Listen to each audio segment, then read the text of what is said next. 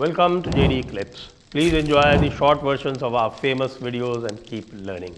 And don't forget to subscribe. हमारे पास black and white में मोदी जी की अमेरिका यात्रा के दस्तावेज अब मौजूद हैं, तो मुझे लगता है इसका गुणा भाग किया जाना चाहिए। आप इसको कैसे देखते हैं ओवरऑल? देखिए, जो मेरे को उम्मीद थी, आपने अपने चैनल की बात करी, अगर आप इजाजत दें तो दर्शकों के इंटरेस्ट के लिए मैं एक छोटी सी मार्केटिंग कर लेता हूं। मेरा जो चैनल है विजय सरदाना इनसाइट्स, उसमें जब से मोदी साहब रवाना हुए हैं दिल्ली से अमेरिका के लिए, फ्रांस वगैरह में जो जो डेवलपमेंट्स हुई उनका क्रिटिकल एनालिसिस मैंने मेरे चैनल पे with data, with analysis, with graphs किया है। तो डिटेल में अगर आप देखना चाहें, फुर्सत है, तो जानना चाहते हैं, तो आप वहां जा सकते हैं। It will be a good academic literature, जिसका भी इंटरेस्ट। जो बात संजय जी ने कही वो इंपॉर्टेंट इसलिए है क्योंकि हम बहुत बार क्या करते हैं कि हम लोग यूफोरिया में रह जाते हैं कि देखिए गए थे, बहुत अच्छी बात हो गई। होनी भी चाहिए, दोस्ती होनी चाहिए, लेकिन अल्टीमेटली दोस्ती से एंड ऑफ द डे जब आप गए हैं, खर्चा किया है, तो मिला क्या? अब दो चीजें होती हैं। एक तो होता है आश्वासन कि I am with you, you are doing a great job, you are a great person. तो साहब, आश्वासन से तो पेट नहीं भरता। और दूसरी तरफ है कि भाई आपको हम टेंजिबल गेन दे रहे हैं कि इससे आपको इतने अरबों रुपए का फायदा होगा, आपके यहाँ रोजगार बनेंगे, आपके यहाँ ये सब बेनिफिट होगा, तो हम उसकी भी बात कर सकते हैं। तो इस समय जो मेरे को जॉइंट स्टेटमेंट में दिख रहा है, उसमें अगर आप ध्यान से देखें तो जिसे कहते हैं ना, एक बिजनेसमैन की लैंग्वेज पॉइंट ऑफ व्यू से अगर मैं जॉइंट स्टेटमेंट को एज ए बिजनेस नेगोशिएटर बात करूं, मैं डिप्लोमेसी नहीं बात करूं, क्योंकि डिप्लोमेसी में प्रॉब्लम क्या है कि आपको कड़वी चीज भी चीनी घोल के पिला दी जाती है। यह है डिप्लोमेसी का स्टेटमेंट। तो आपने जगह जगह लिखा we will do cooperation, cooperation, we will do work together. अरे कोऑपरेशन और वर्क टुगेदर में पैसा किधर है? वो कहीं नहीं दिख रहा है। हम आपके साथ बहुत अच्छे दोस्त हैं, अच्छी बात है, कुछ पैसा दोगे? नहीं।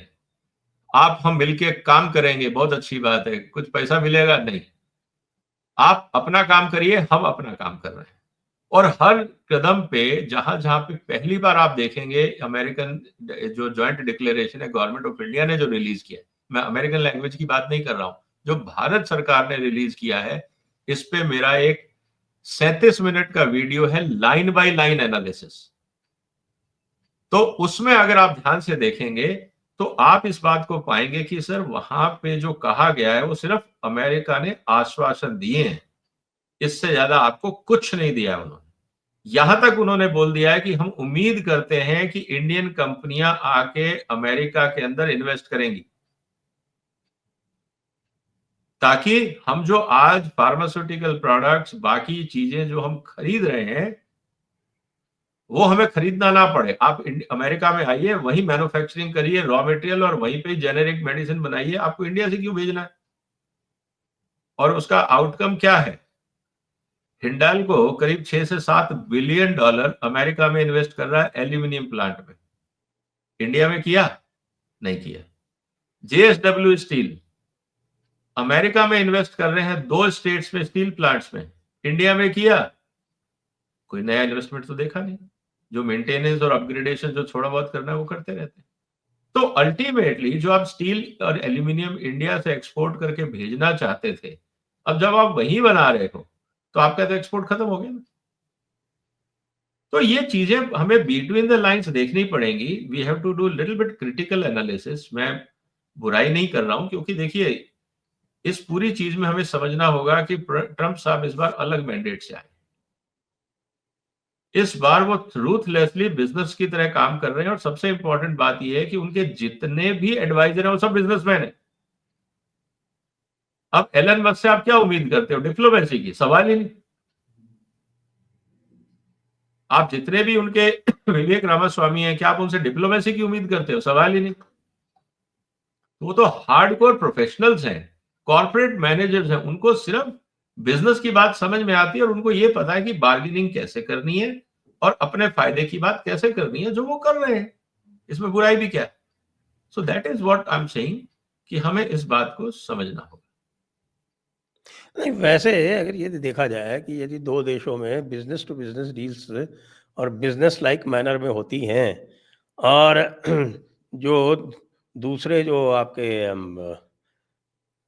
एक्स्ट्रा स्टेट इन्फ्लुएंसेस जो हैं वो कर्ब हो जाते हैं, तो भारत को अधिक समस्या तो यहाँ इसकी रही है कि साहब कि यहाँ पर उनका जो डीप स्टेट है वो तरह-तरह के इंटरवेंशंस करता रहता है, तरह-तरह के एनजीओज़ चलाता है, हर जगह आपके डिसरप्शन के प्रयास करता है, आपके कॉपर प्लांट्स बंद करवा देता है, आपके दूसरे जो इन्वेस्टमेंट्स हैं वहाँ पे आपके वो ग्रीन इंटरवेंशंस आ जाते हैं।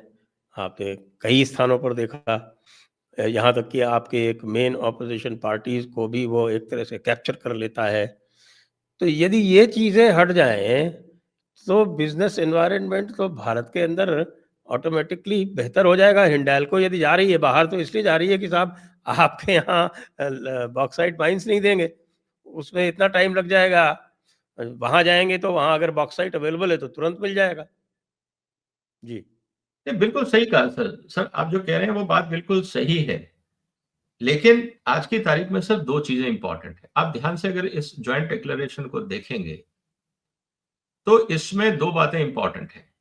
जहाँ पे कोलैबोरेशन की बात की गई है वो है रॉ मटेरियल, कि हम सप्लाई चेन में क्रिटिकल माइंस एंड मिनरल्स में हम एक-दूसरे को सपोर्ट करेंगे ताकि जो क्रिटिकल सप्लाई चेन है वो सब स्टेबलाइज़ रहे।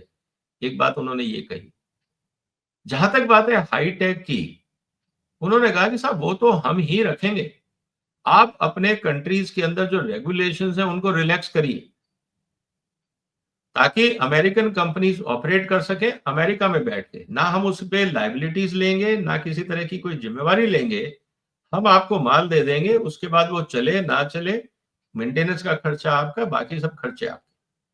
तो कहने का मतलब मेरा ये है सर कि हर कंट्री अपने इंटरेस्ट की बात करता है। इस बार की विजिट से और ट्रम्प साहब के आने से एक बात तो बहुत क्लियर हो गई है कि अगर हमें अमेरिका के साथ दोस्ती भी करनी है या आने वाले दिनों में इस दोस्ती का आर्थिक फायदा भी उठाना है, तो हमें बराबर पे आना पड़ेगा। इसका मतलब हमें बहुत काम करना बाकी। प्राइवेट सेक्टर को, हमारे इंस्टीट्यूशंस को, ऑर्गेनाइजेशंस को, मंत्रालयों को, ये सब करना बहुत ज़रूरी है। नहीं तो आपसे अगर मैं एग्रीमेंट की बात भी करता हूँ कि चलिए मैंने आपके लिए एक एग्रीमेंट का रास्ता खोला है, आप क्या बात करेंगे? आपके पास टेक्नोलॉजी नहीं है, मैन पावर नहीं है, डिपार्टमेंट नहीं है, आपके पास प्लान नहीं है, तो आप आगे क्या बात करेंगे? तो फिर अल्टीमेटली यही होगा, वो कहेंगे ठीक है आपके पास कुछ नहीं है, कोई बात नहीं, हम आपको प्रोडक्ट दे देते हैं, आप लीजिए, बेचिए, मज़े करिए और जो माल खरीद रहे हो आप उसके पैसे दे दो। घूम फिर के वही बात दुकानदारी वाली बात आ जाएगी। तो भारत सरकार को अब, जिसे मैं कहता हूं कि बैक टू ड्राइंग बोर्ड, कि अगर ट्रम्प साहब का ये गेम प्लान है, तो इस गेम प्लान में अगर भारत को फायदा उठाना है, तो क्या करना? क्या हम उसके लिए तैयार हैं? क्योंकि जो एग्रीमेंट है, अगर आप ध्यान से जो जॉइंट डिक्लेरेशन है, अगर आप उसको लाइन बाय लाइन पढ़ते हैं, तो एक बात तो बिल्कुल क्लियर हो जाती है कि साहब इस बार आपको कंसेशन किसी बात का नहीं है। उन्होंने अपनी डिमांड सारी रख दी है कि आप टैरिफ कम करिए, हमें माल बेचना है। आपकी जो टैलेंट है वो हमको यूज करेंगे, हमारी जो क्रिटिकल टेक्नोलॉजी उसके एप्लीकेशन डेवलप करने में, हम आपको देंगे कुछ नहीं। No technology transfer, nothing. हम आपको एप्लीकेशन के लिए लाइसेंस दे सकते हैं और लाइसेंस फी के अगेंस्ट देंगे, फ्री नहीं।